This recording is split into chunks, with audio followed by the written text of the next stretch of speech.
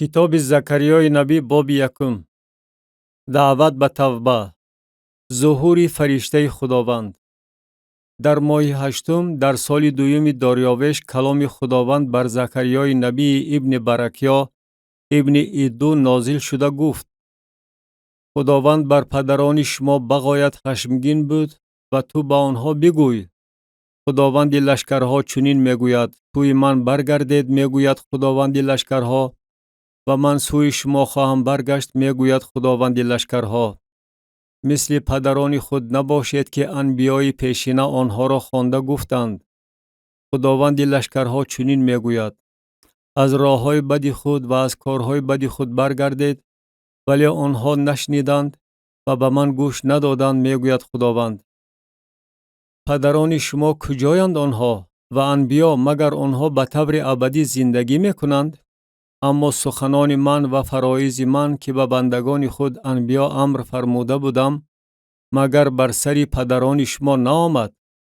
و آنها برگشتند و گفتند: چنان که خداوند لشکرها قرار داده بود که با ما موافق راههایمان و کارهایمان عمل نماید، آنچنان با ما عمل نمود.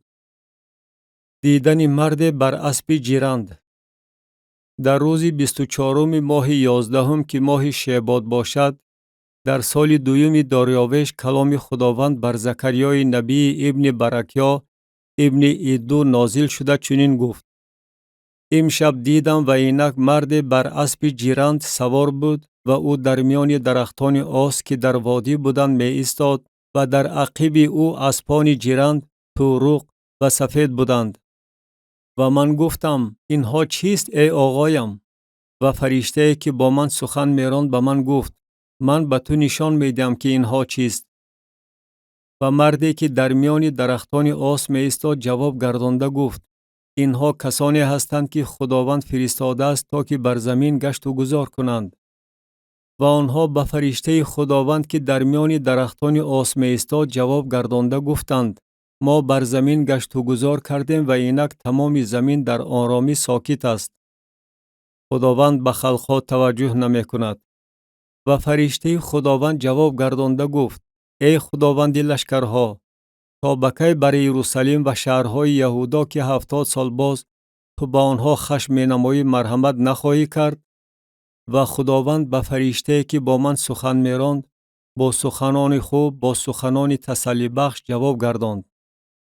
و فرشته که با من سخن میراند به من گفت: ندا نموده بگوی: خداوند لشکرها چنین میگوید: من درباره یروشلیم و درباره سیان با رشک بزرگ رشک کردم و بر خلقهای بی‌پروا بغایت خشمگین هستم. وقتی که خشم من اندک بود، آنها بدی را افزون کردند. بنابراین خداوند چنین میگوید: به یروشلیم با مرحمت خواهم برگشت، خانه من در آن بنا خواهد یافت، میگوید خداوند لشکرها، و ریسمان اندازه بر یروشلیم کشیده خواهد شد. باز ندا نموده بگوی: خداوند لشکرها چنین میگوید: باز شهرهای من از ناز و نعمت لبریز خواهد شد و خداوند باز سیان را تسلی خواهد داد و باز یروشلیم را خواهد برگزید. دیدن 4 شاخ و 4 آهنگر. و من چشمان خود را بالا کرده دیدم و اینک 4 شاخ بود. و به فرشته که با من سخن میراند گفتم: اینها چیست؟ و او به من گفت: اینها شاخ‌هایی است که یهودا و اسرائیل و یروشلیم را پراکنده کرده است. و خداوند 4 آهنگر را به من نشان داد و من گفتم: اینها برای چگونه کاری آمدند؟ و او به جواب گفت: این شاخ‌های یهودا را چنان پراکنده کرده است که کسی سر خود را نمی تواند بردارد. ولی اینها آمدند تا که بر آنها دهشت آورند، شاخ‌های خلق‌های را شکسته پرتایند که بر زمین یهودا شاخ برداشتند تا که آن را پراکنده نمایند. باب دوم. دیدن مرد با ریسمان اندازه. و من چشمان خود را بالا کرده دیدم و اینک مردی بود و ریسمان اندازه در دست خود داشت. و من گفتم: تو کجا می روی؟ و او به من گفت: برای اندازه کردن یروشلیم، تا ببینم که برش چقدر است و درازیش چقدر. و اینک فرشته که با من سخن میراند بیرون رفت و فرشته دیگری به پیشواز او برآمد و به او گفت شتاب نما و به این جوان بگوی یروشلیم از بسیاری آدمان و چارپایانی که اندرونش خواهند بود بیرون از حصار مسکون خواهد گردید و من برای آن میگوید خداوند دیوار آتشین گرداگردش خواهم بود و برای جلال آن اندرون آن خواهم بود. های های از زمین شمال بگریزید میگوید خداوند، زیرا که من شما را مثل 4 سمت آسمان پراکنده کردم میگوید خداوند. های سیان که نزد دختری بابل ساکن میباشی گریخته خود را رها نما، زیرا که خداوند لشکرها چنین میگوید برای جلال شما او مرا نزد خلقهایی که شما را تاراج کردند فرستاده است، زیرا هر کی به شما دست رساند و مردمه که چشم او دست رسانده باشد، زیرا که اینک من دست خود را بر آنها خواهم برداشت و آنها غنیمت غلامان خود خواهند شد و شما خواهید دانست که خداوند لشکرها مرا فرستاده است. ترنم و شادی نما ای دختر سیان، زیرا اینک من می آیم و اندرون تو ساکن خواهم شد میگوید خداوند. و در آن روز خلقهای بسیار به خداوند همراه خواهند شد و قوم من خواهند گردید و من اندرون تو ساکن خواهم شد و خواهید دانست که خداوند لشکرها مرا نزد تو فرستاده است. و خداوند یهودا را تصرف نموده نصیبه خود بر زمین مقدس خواهد گردانید و از نو یروشلیم را خواهد برگزید. به حضور خداوند خاموش باشید ای تمام بشر، زیرا که او از مسکن مقدس خود برخاسته است. باب 3. دیدن یهوشع سرکاهن. و یهوشع سرکاهن را به من نشان داد که به حضور فرشته خداوند ایستاده بود و شیطان به طرف راست او می ایستاد تا که او را عیبدار کند. و خداوند به شیطان گفت خداوند به تو ای شیطان عتاب می نماید و خداوند که یروشلیم را برگزیده است به تو عتاب می نماید. این آخر کنده نیم سوخته است که از آتش رهانیده شده است. و یهوشع لباس افلاس در تن داشت و به حضور فرشته می ایستاد که وی به آنهایی که به حضورش ایستاده بودند سخن رانده گفت لباس افلاس را از تن او دور کنید و به او گفت ببین گناهت را از تو دور کردم و تو را لباس فاخره پوشانیدم. و من گفتم بگذار عمامه تازه بر سرش بمانند و عمامه تازه بر سرش گذاشتند و او را لباس پوشانیدند در صورتی که فرشته خداوند می ایستاد. و فرشته خداوند یهوشع را تأکید نموده گفت خداوند لشکرها چنین می گوید اگر با راههای من بروی و اگر خدمت مرا بجا آوری تو نیز در خانه من سرداری خواهی نمود و صحنهای مرا نگهبانی خواهی کرد و من تو را در میان اینهایی که می ایستند راه خواهم داد. بنده خدا 19. پس بشنو ای یهوشع سرکاهن تو و یارانت که به حضور تو نشستند، زیرا که آنها مردان خجسته هستند. اینک من بنده خود 19 را خواهم آورد. زیرا اینک آن سنگی که من به حضور یهوشع می گذارم و یک سنگ با 7 چشم می نگرم. من نقش بر آن حق می نمایم میگوید خداوند لشکرها و گناه این زمین را در یک روز دور می کنم. در آن روز میگوید خداوند لشکرها یکدیگر را زیر تاگ و زیر درخت انجیر دعوت خواهید نمود. باب 4. دیدن چراغدان طلا و 2 درخت زیتون. تعبیر آن. و فرشته‌ای که با من سخن میراند برگشت و مرا بیدار کرد مثل کسی که از خوابش بیدار می شود و به من گفت چی می بینی؟ و من گفتم می بینم اینک چراغدانی که سر تا سرش از طلاست و روغندانش بر سرش و 7 چراغش بر آن است و هر چراغ که بر سرش می باشد 7 نایچه دارد. و 2 درخت زیتون نزد آن است، یکی از طرف راست روغندان و دیگری از طرف چپش. و من به فرشته که با من سخن میراند جواب گردانده گفتم اینها چیست ای آقایم؟ و فرشته که با من سخن میراند به من جواب گردانده گفت آیا نمیدانی که اینها چیست؟ و من گفتم نه ای آقایم. و او به من جواب گردانده گفت این کلام خداوند است که برای زروبابل گفته شده است نه با جسارت و نه با قوت، بلکه با روح من میگوید خداوند لشکرها. تو چیستی ای کوه بزرگ؟ به حضور زروبابل تو همواره هستی و او سنگ سری آن را بیرون خواهد آورد، در صورتی که نداهای خرسندی شنیده خواهد شد. شکوه و شفقت بر آن باد. و کلام خداوند بر من نازل شده گفت: دستهای زروبابل بنیاد این خانه را نهاده است و دستهای او آن را انجام خواهد داد و خواهید دانست که خداوند لشکرها مرا نزد شما فرستاده است. زیرا کسی که آن روزی کارهای میده را پسند نکرده بود، الحال شاقل را در دست زروبابل دیده شاد خواهد شد. این 7 چشمان خداوند هستند که تمام زمین را با نگاه خود فرا میگیرند. و من سوال داده به او گفتم: این 2 درخت زیتون که به طرف راست چراغدان و به طرف چپ آن می باشد چیست؟ و بار دوم سوال داده به او گفتم: آن 2 شاخه زیتون که نزد 2 نایچه طلا مایه طلا رنگ از درون خود می ریزد چیست؟ و او به من گفت: آیا نمیدانی که اینها چیست؟ و من گفتم: نه ای آقایم. و او گفت: این 2 تأمین کنندگان روغن زیتون هستند که به حضور مالک تمام جهان ایستادند.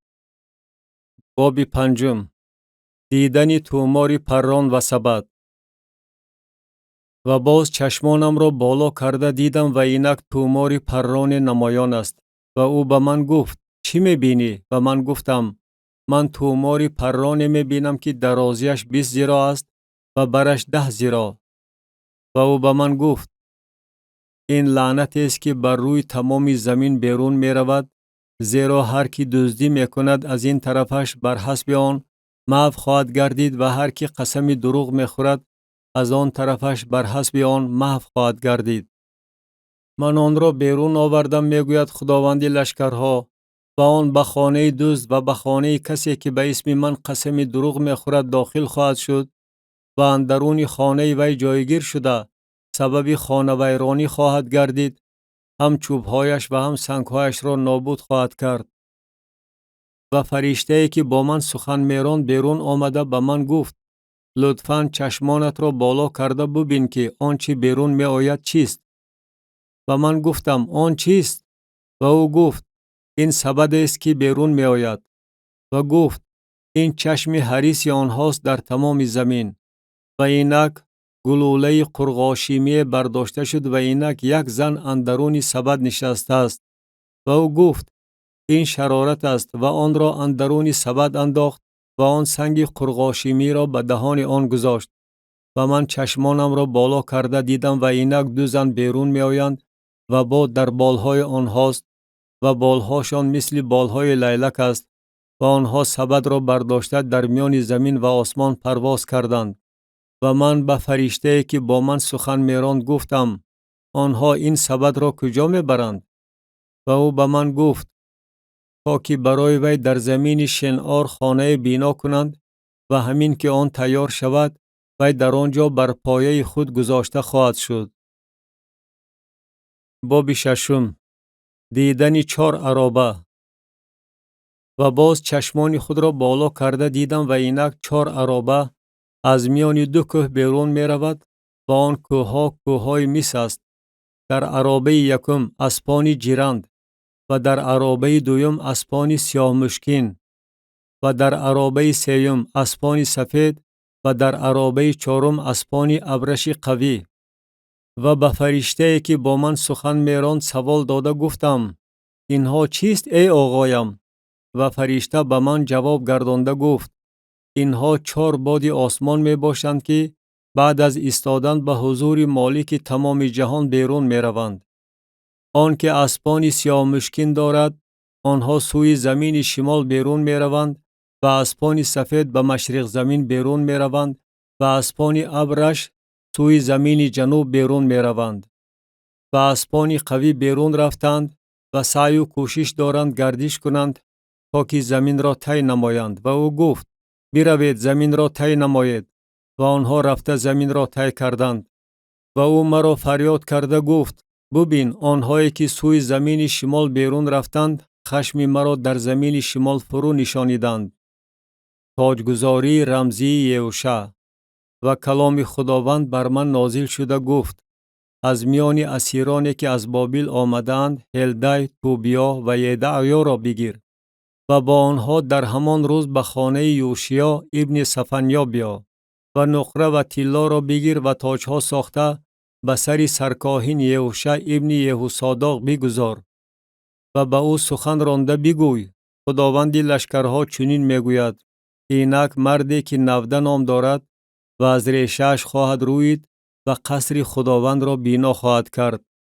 او قصر خداوند را بینا خواهد کرد و صاحب شفقت خواهد شد و بر تخت خود نشسته سلطنت خواهد راند و کاهن بر تخت خود خواهد بود و مشورت صلح و آسایشتگی در میان هر دوی آنها خواهد بود. و آن تاجها برای هیلم و توبیا و یدعیا و هین ابن صفنیا از بهر یادگاری در قصر خداوند خواهد بود.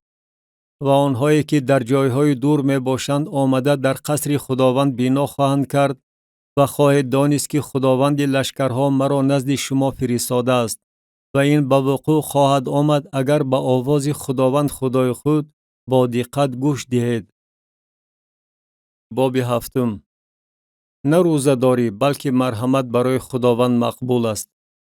و در سال 4 پادشاه داریوش چنین واقع شد که کلام خداوند در روز 4 ماه نهم که ماه کسلو باشد بر زکریا نازل شد، وقتی که ساکنان بیتیل سر و رجم ملک آدمان خود را فرستاده بودند تا که به حضور خداوند تضرع نمایند و به کاهنانی که در خانه خداوند لشکرها بودند و به انبیا سخن رانده بپرسند: آیا من در ماه 5 بگیریم و روزه‌داری کنم چنان که چندین سال این طور کردم؟ و کلام خداوند لشکرها بر من نازل شده گفت: و تمام قوم این زمین و به کاهنان بگوی: وقتی که شما در دوام این 70 سال در ماه 5 و ماه 7 روزه داشتید و نفحه کردید، آیا برای من روزه داشتید؟ و هنگامی که شما می خوردید و هنگامی که شما می نوشیدید، آیا برای خودتان نمی خوردید و آیا برای خودتان نمی نوشیدید؟ آیا از آن سخنان بیخبرید که خداوند به واسطه انبیای پیشینه اعلان کرده بود وقتی که یروشلیم مسکون و در امنیت بود و شهرهایش گرداگرد آن و نجب و شیفیلاد نیز مسکون بود؟ و کلام خداوند بر زکریا نازل شده گفت: خداوند لشکرها چنین میگوید: از روی عدل و انصاف داوری کنید و به یکدیگر احسان و مرحمت ظاهر نمایید و بیوه و یتیم و غریب و بینوا را به تنگ نآورید و در دل خود به ضد یکدیگر بدی ناندیشید. ولی آنها از گوش دادن رو تافتند و سرکشی کردند و گوشهای خود را کر کردند تا که نشنوند و دل خود را مثل الماس سخت کردند تا که شریعت و سخنانی را که خداوند لشکرها با روح خود به واسطه انبیای پیشینه فرستاده بود نشنوند. از این رو خشم بزرگ از جانب خداوند لشکرها به عمل آمد و چنین واقع شد وقتی که او دعوت می نمود آنها نمی شنیدند. آنچنان وقتی که آنها دعوت می نمودند من نمی شنیدم، می گوید خداوند لشکرها. و من آنها را در میان همه خلقهایی که نمی شناختند پراکنده کردم و این زمین بعد از آنها ولنگار شد و طوری که راهگذری در آن باقی نماند و آنها زمین دلپذیر را به بیابان تبدیل دادند. باب 8. عزم خدا برای نجات و برکت دادن اسرائیل تغییر ناپذیر است. و کلام خداوند لشکرها نازل شده گفت: خداوند لشکرها چنین میگوید: من درباره سیان با رشک بزرگ رشک کردم و با غضب بزرگ درباره آن رشک کردم. خداوند چنین میگوید: من به سیان خواهم برگشت و اندرون یروشلیم ساکن خواهم شد و یروشلیم شهر حقیقت و کوه خداوند لشکرها کوه مقدس نامیده خواهد شد. خداوند لشکرها چنین میگوید: باز پیران و کم پیران در کوچه های یروشلیم خواهند نشست و هر یک به سبب درازی عمرش عصای خود را در دشتش نگاه خواهد داشت و کوچه های شهر از پسران و دخترانی که در کوچه هایش بازی میکنند پر خواهد شد. خداوند لشکرها چنین میگوید: اگر این به نظر بقیه این قوم در آن ایام عجیب نماید، آیا به نظر من هم عجیب خواهد نمود؟ میگوید خداوند لشکرها. خداوند لشکرها چنین میگوید: اینک من قوم خود را از زمین شرق و از زمین غروب آفتاب نجات خواهم داد و آنها را خواهم آورد و آنها اندرون یروشلیم ساکن خواهند شد و قوم من خواهند بود و من با راستی و عدالت خدای آنها خواهم بود. خداوند لشکرها چنین میگوید: قوی باد دستهای شما ای کسانی که در این ایام این سخنان را از زبان انبیا میشنوید که آنها در روز نهادن بنیاد خانه خداوند لشکرها برای بنا کردن قصر نبوت نمودند. زیرا که پیش از آن ایام مزد برای آدم نبود و مزد برای کاری چارپایان نبود و برای آنهایی که درآبرا میکردند آسایشتگی از دست دشمن نبود و من همه آدمان را به ضد یکدیگر برمیانگیختم. ولی الحال من برای بقیه این قوم مثل ایام پیشینه نخواهم بود، میگوید خداوند لشکرها.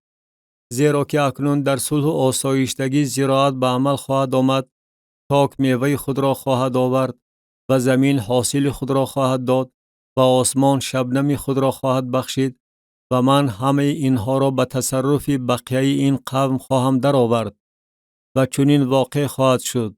چنان که شما ای خاندان یهودا و ای خاندان اسرائیل در میان خلقها رمز لعنت بودید، آنچنان من شما را نجات خواهم داد و شما رمز برکت خواهید گردید. نترسید، قوی باد دستهای شما. زیرا که خداوند لشکرها چنین میگوید: چنان که من عزم نمودم که به شما بدی بکنم وقتی که پدران شما مرا به غضب آوردند، میگوید خداوند لشکرها، و از آن عزم خود نگشتم. آنچنان من در این روزها از نو عزم نمودم که به یروشلیم و به خاندان یهودا نیکی بکنم. نترسید. این از کارهایی که شما باید به جا آورید. به یکدیگر راست گویید، در محکمه خود بر طبق حقیقت و صلح و آسایشتگی داوری نمایید و در دل خود به ضد یکدیگر بدی ناندیشید و قسم دروغ را دوست ندارید، زیرا که من از همه این کارها نفرت دارم، میگوید خداوند. و کلام خداوند بر من نازل شده گفت: خداوند لشکرها چنین میگوید: روزه ماه چهارم و روزه ماه پنجم و روزه ماه هفتم و روزه ماه دهم برای خاندان یهودا و شادی و خرسندی و عیدهای نیک مبدل خواهد شد، ولیکن راستی و آسایشتگی را دوست دارید. یروشلیم پایتخت مقدس تمام زمین خواهد بود. خداوند لشکرها چنین میگوید: باز ایام فرا خواهد رسید که قومها و ساکنان شهرهای بسیار خواهند آمد و ساکنان یک شهر به شهر دیگر رفته خواهند گفت: بیایید رفته به حضور خداوند التجا نماییم و خداوند لشکرها را بطلبیم. من نیز خواهم رفت و قومهای بسیار و خلقهای عظیم خواهند آمد تا که خداوند لشکرها را در یروشلیم بطلبند و به حضور خداوند التجا نمایند. خداوند لشکرها چنین میگوید: در آن ایام 10 نفر از همه زبانها و خلقها دامن مرد یهودی را گرفته و آن را سخت داشته خواهند گفت: با شما می رویم، زیرا شنیده ایم که خدا با شماست. باب 9. غضب خدا بر شهرهای همسایه فلسطین. وحی کلام خداوند که آن در زمین حدراخ و در دمشق قرار خواهد گرفت، زیرا که چشم خداوند بر آدمیزاد و بر همه سبطهای اسرائیل است و در حماد نیز که هم حدود وی است و در سور و سیدون که بغایت عیار می باشند. و سور برای خود قلعه ساخته است و نقره را بسان غبار و تیلا را بسان لای کوچه ها اندوخته است. اینک خداوند آن را بینوا خواهد ساخت و دارایی آن را در بحر تلف خواهد کرد و خود آن با آتش فرو برده خواهد شد. اشقلون این را دیده به دهشت خواهد افتاد و غضب بسیار به لرزه خواهد آمد و اقرون نیز، زیرا که از امیدش خجل خواهد شد و پادشاه از غزه نیست خواهد گردید و اشقلون غیر مسکون خواهد شد و اجنبی در اشدود مسکن خواهد گرفت و من کبر فلیشتیان را محو خواهم نمود. و خونهایش را از دهانش دور خواهم کرد و قباحتهایش را از میان دندانهایش. و او نیز برای خدای ما باقی خواهد ماند و مثل میر در یهودا خواهد بود و ساکن اقرون مانند یبوسی خواهد شد. و من گرداگرد خانه خود به مقابل قشون غیر و مقابل آنهایی که این سو آن سو رفت و آی دارند اردو خواهم زد و دیگر بر آنها غاصب گذر نخواهد کرد، زیرا که الحال این را با چشمان خود دیدم. تمثال پادشاه آینده آمدن یکم. بغایت به وجد آی ای دختر سیان، نداهای شادی بده ای دختر یروشلیم. اینک پادشاه تو نزد تو می آید که عادل و صاحب نجات و حلیم است و بر خر بر کره بچه مادخر سوار است. خلاصی آینده یهودا و افرایم و برقرار گردیدن ملکوت خدا در تمام جهان. و من عرابه ها را از افرایم و اسپان را از یروشلیم محو خواهم کرد و کمان جنگی برهم خواهد خورد و او با خلقها از صلح و آسایشتگی سخن خواهد راند و سلطنتش از بحر تا بحر و از نهر تا اقصای زمین خواهد بود. در خصوص تو باشد به خاطر خون عهد تو، من اسیران تو را از چاهی که در آن آب نیست آزاد می کنم. به استحکام برگردید ای اسیران امیدوار. امروز نیز اعلان می نمایم، دو چندان به تو تلافی خواهم داد، زیرا که یهودا را برای خود همچون کمان خواهم کشید و آن را با تیر افرایم پر خواهم کرد. و پسران تو را ای سیان به مقابل پسران تو ای یونان خواهم برانگیخت و تو را مثل شمشیر بهادر خواهم گردانید. و خداوند بر آنها ظاهر خواهد شد و تیر او مثل برق بیرون خواهد آمد و خداوند خدا شاخ نواخته در تندبادهای جنوبی تاخت و تاز خواهد کرد. خداوند لشکرها آنها را محافظت خواهد نمود و آنها سنگهای فلاخمان را محو و پایمال خواهند کرد و نوشیده مثل شراب نوشیدگان غوغا خواهند برداشت و مثل تاس مثل گوشه های قربانگاه پر خواهند شد. و خداوند خدای آنها در آن روز آنها را نجات خواهد داد. قوم خود را مثل گوسفندان خواهد چرانید، مثل جواهرات تاج که بر زمین او می درخشد. زیرا چگونه عظیم است حسن او و زیبایی او. گندم به جوان پسران و شیره انگور به جوان دختران نشأ و نما خواهد بخشید. باب دهم. من بعد مستحکم شدن یهودا و افرایم. باران را از خداوند در موسم باران آخرین بطلبید. خداوند که برقها را به وجود می آورد با آنها باران فراوان خواهد داد و گیاه در کشتزاری هر کس. زیرا که بتها سخنان هیج و پوچ می گویند و جادوگران رؤیاهای دروغ می بینند و خوابهای باطل حکایت می کنند، با گپهای بیکاره تسلی می دهند. بنابراین مثل رمه‌ای که پراکنده شده باشد آواره شده می گردند، عذاب و عقوبت می کشند چون که چوپان ندارند. خشم من بر چوپانان به جوش آمده است و سرداران را جزا خواهم داد. زیرا که خداوند لشکرها رمه خود را یعنی خاندان یهودا را توقف خواهد نمود و آنها را مثل اسب شفقت خود در میدان کارزار خواهد گذاشت. از یهودا سنگ زاویه، از او میخ، از او کمان جنگی، از او همه حاکمان با یک جایگی می برایند و آنها همچون بهادران دشمن را در جنگ مثل لای کوچه ها پایمال خواهند نمود و خواهند جنگید چون که خداوند با آنهاست و اسب سواران را خجل خواهند کرد. و من خاندان یهودا را تقویت خواهم نمود و خاندان یوسف را نجات خواهم داد و آنها را خواهم برگردانید، زیرا که بر آنها مرحمت کردم و آنها طور خواهند بود که گویا آنها را هرگز ترک نکرده باشم، زیرا که من خداوند خدای آنها هستم و آنها را اجابت خواهم نمود. و بنی افرایم مثل بهادران خواهند بود و دل آنها مثل شراب نوشیدگان شاد خواهد گردید و فرزندانشان این را دیده شادی خواهند کرد و دل آنها در خداوند به وجد خواهد آمد. و آنها هشتگ خواهم کشید و آنها را جمع خواهم کرد، زیرا که آنها را فدیه داده گرفتم و افزایش خواهند یافت چنان که پیشتر افزوده بودند. درباره پراکندگی آینده اسرائیل.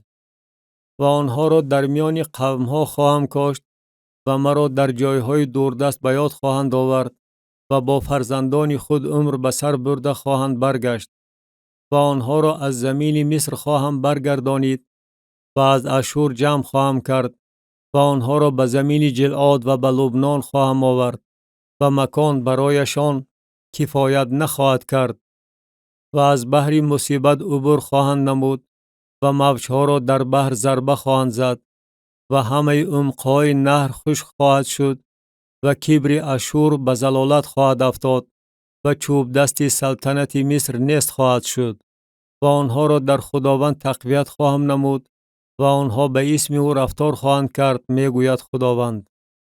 باب 11. درباره آمدن یکم مسیح و رد کرده شدنش.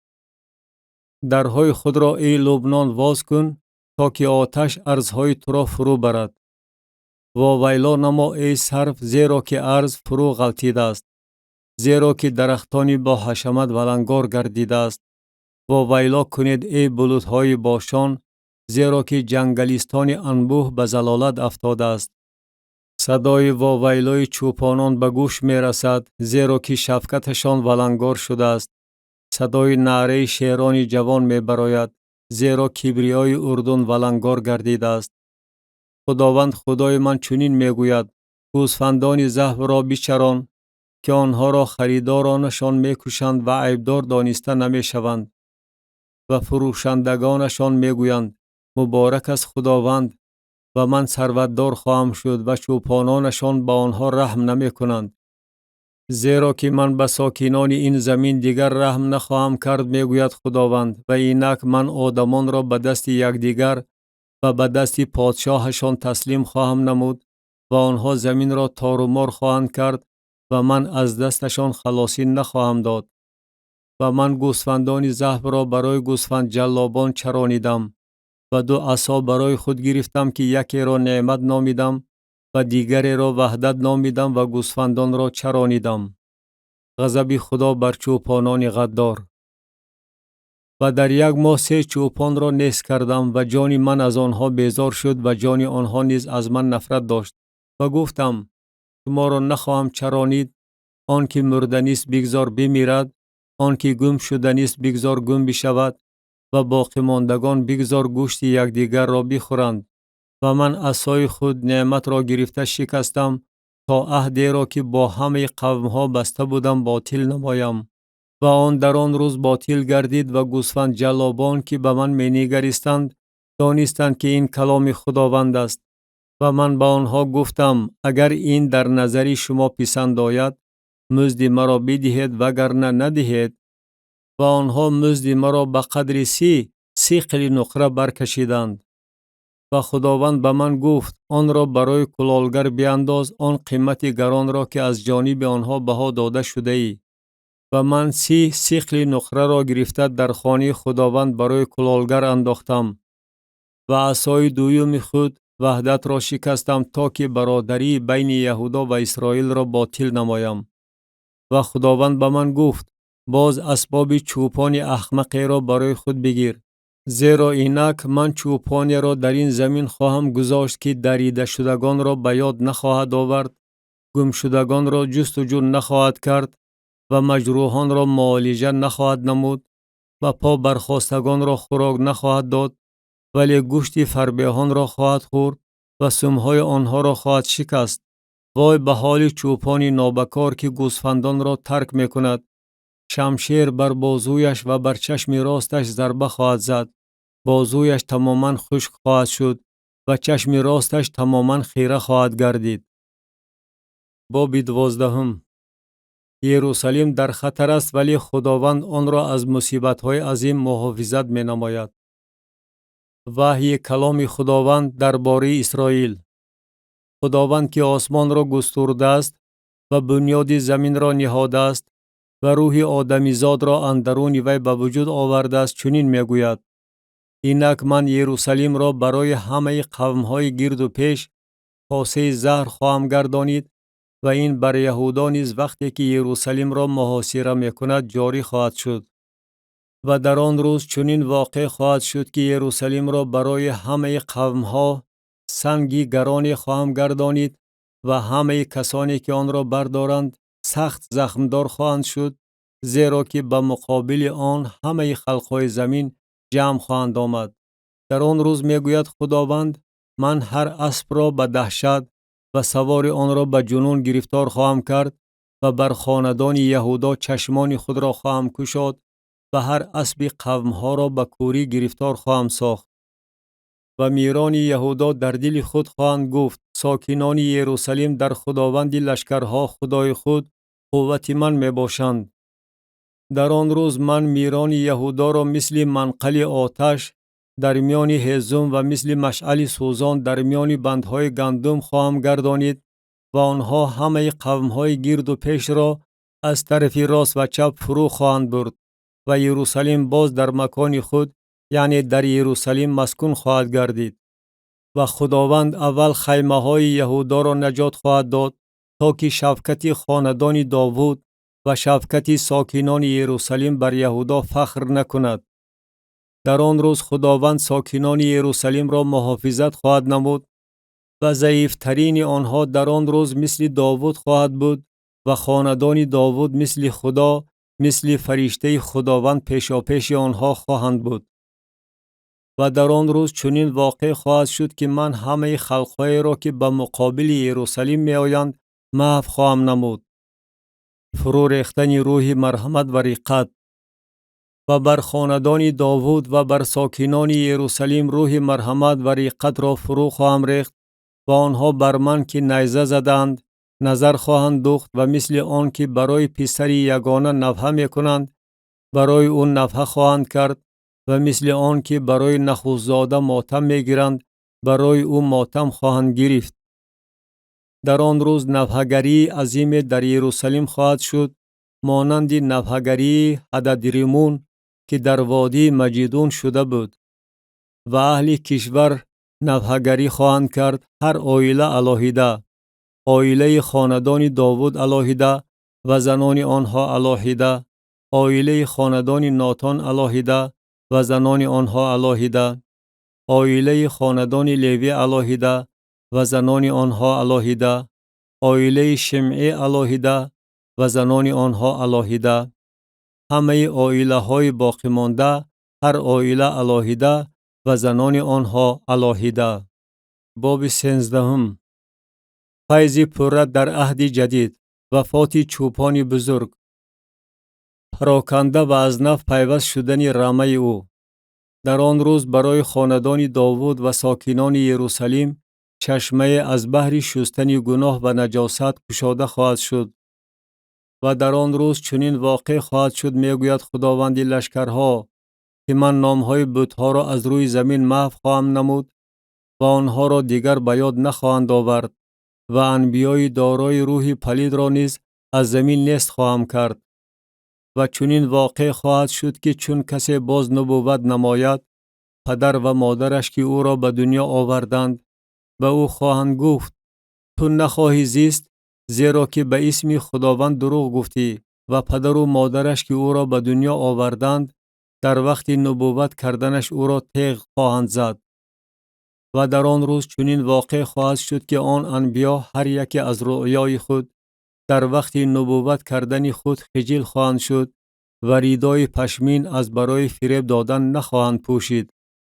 و هر یک خواهد گفت: من نبی نیستم، بلکه شخصی هستم که زمین را کار میکنم، زیرا که زمین از نورسیم نصیبه من است. و به او خواهند گفت: این داغ‌های زخم که در میان بازوهای توست چیست؟ و او جواب خواهد داد: اینها زخم‌هایی است که در خانه دوستدارانم خوردم. ای شمشیر، به مقابل چوپان من و به مقابل مردی که همدم من است برخیز، میگوید خداوند لشکرها. چوپان را بزن و گوسفندان پراکنده خواهند شد و من دست خود را بر خردان خواهم نگرانید. و در تمام زمین چنین واقع خواهد شد که میگوید خداوند، که دو حصه آن نیست و نابود خواهند گردید و حصه سومش در آن باقی خواهد ماند. و این حصه سوم را به آتش داخل خواهم کرد و آنها را مثل گدازش نقره خواهم گداخت و مثل سنجش طلا خواهم سنجید. آنها اسم مرا خواهند خواند و من آنها را اجابت نموده خواهم گفت او قوم من است و او خواهد گفت خداوند خدای من است. باب 14. جمع‌بسط واقعه ها در وقت فرا رسیدن روز خداوند. اینک روز خداوند فرا می رسد و غنیمت تو اندرون تو تقسیم خواهد شد و همه خلقها را به مقابل یروشلیم برای جنگ جمع خواهم کرد و شهر ضبط خواهد شد و خانه ها تاراج خواهد گردید و زنان گرفتار بیناموسی خواهند شد و نصف اهالی شهر به اسیری خواهند رفت و بقیه قوم از شهر محو نخواهند شد.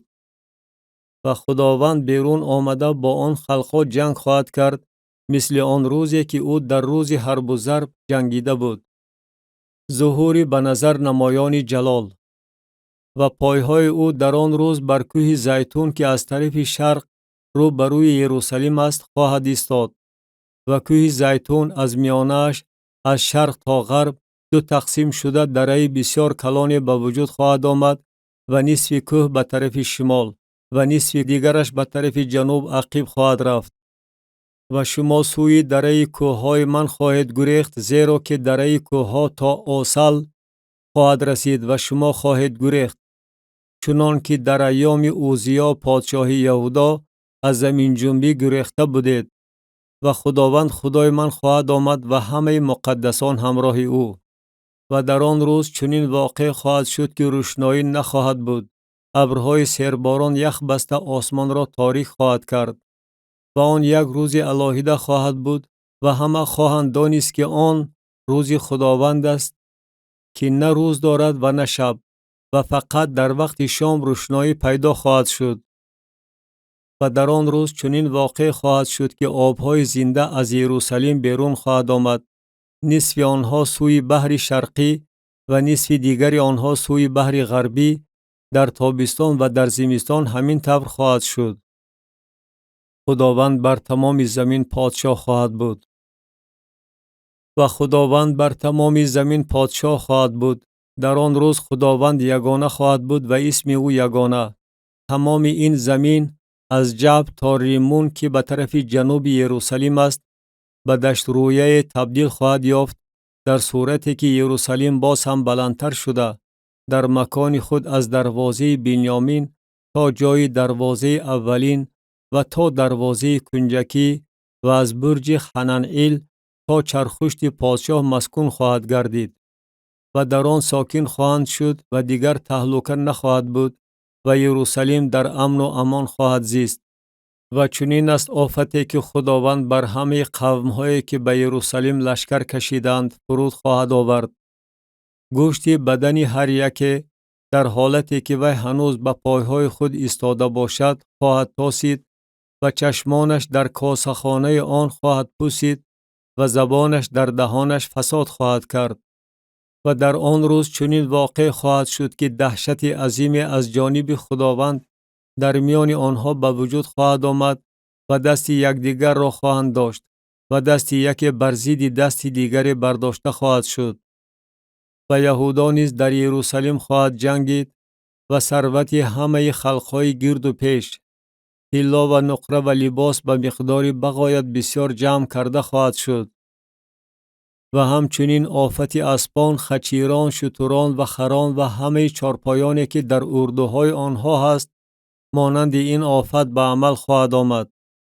و چنین واقع خواهد شد که همه باقی ماندگان از همه خلقهایی که به ضد یروشلیم آمده بودند هر سال خواهند آمد تا که به پادشاه خداوند لشکرها سجده برند و عید خیمه ها را عید کنند.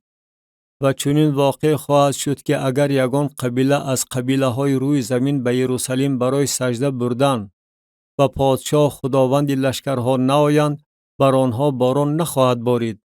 و اگر قبیله مصر نآیند و حاضر نشوند، بر آنها نه این جزا بلکه آفتی خواهد آمد که خداوند آن را بر خلقهایی که برای عید کردن عید خیمه ها نمی آیند فرود خواهد آورد. چنین از سزای مصر و سزای همه خلقهایی که برای عید کردن عید خیمه ها نمی آیند.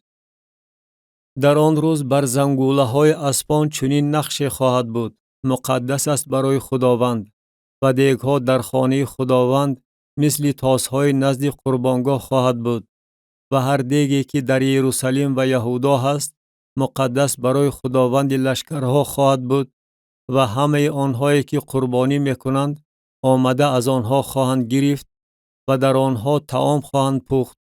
و در آن روز دیگر هیچ سوداگری در خانه خداوند لشکرها نخواهد بود.